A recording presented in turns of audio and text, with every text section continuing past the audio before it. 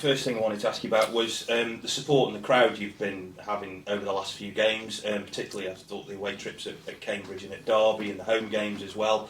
What difference has that made to the players and to the coaching staff when you've had that kind of backing in away games, particularly at home as well?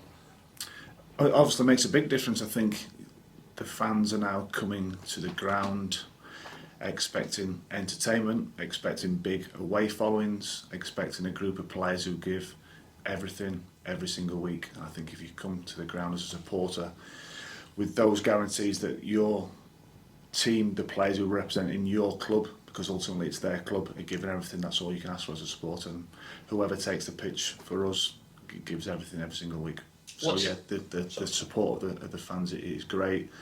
They can see the progress of the club, the progress of the team, and hopefully we can keep attracting more people and the crowds can continue to grow. I think I must mention reality as well.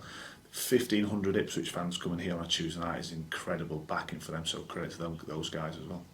What's it like for a coach when you're on the touchline and you can hear people either chanting the manager's name or they're chanting the team's name? Is it easy to shut that, if you like, the emotion of it out and focus on the tactical plan of the game, or does it help you? Do you feed off that as a coaching staff? I can only speak personally. I think I'm just too embroiled in the game to be listening to the noise, positive or negative, around the side of the pitch, I'd say.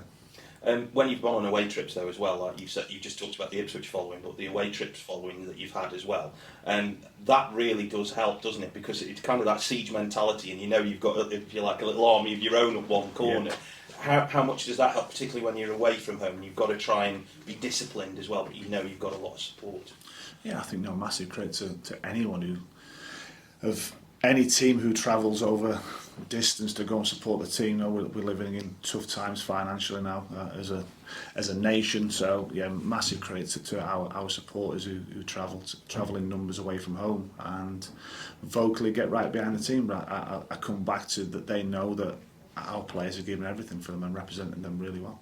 A couple of questions. I just looked up some stats. I looked at the XG table for League One. I think you're 5th at the minute. And prior to Tuesday, only the top 4 had lost fewer in the last 10 games. So does that kind of, I don't know if you looked at all that, but does that kind of give you an idea?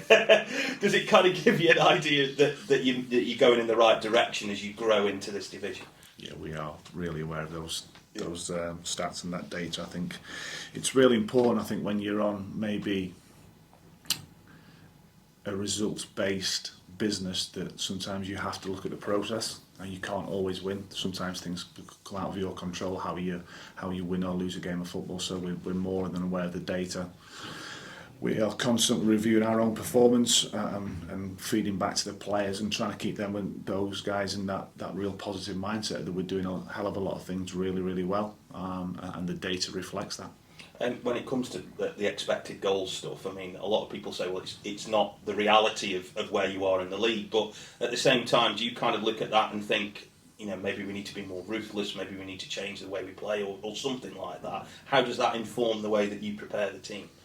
I think it's a backup in reality to what you see as well. I think if you're making a judgment, you want to go back to the data and reflect on that. Is it backing up your own judgment? So I remember a few years ago when I was working in the Championship with Hull, we played Brentford, and I think Brentford had lost 8 games on the spin, but they were delighted with how they were playing.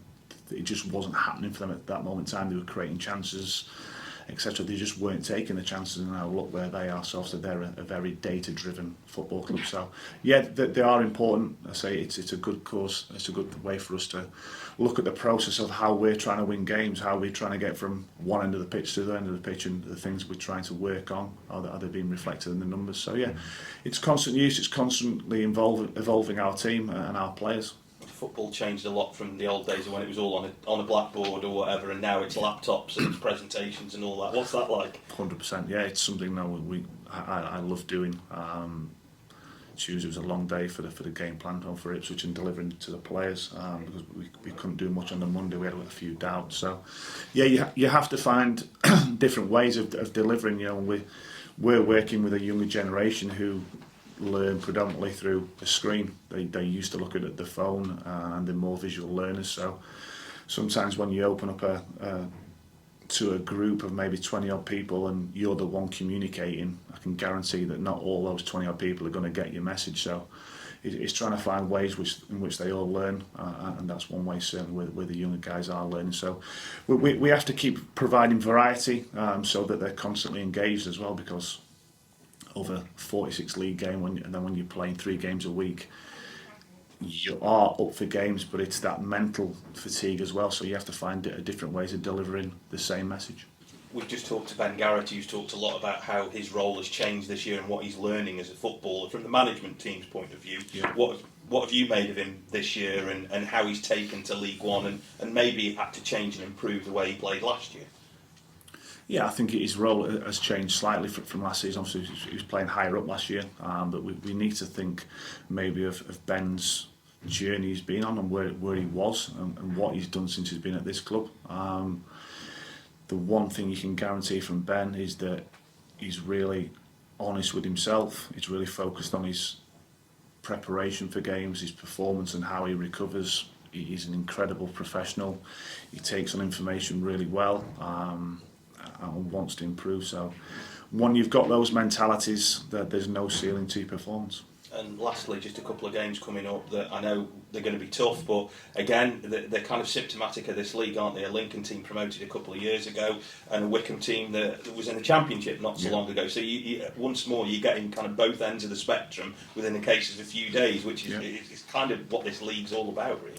100%. You know, we looked at this group of fixtures at the start of this month and thought, on paper, it was going to be really challenging. Sheffield Wednesday, Derby, and Ipswich. Wickham, who were in the Championship, and a couple of teams who were maybe in a different bracket to those boys right at the top of the table. But so far, points wise, if we can get a good points return in this game, it'll be a really good month for us.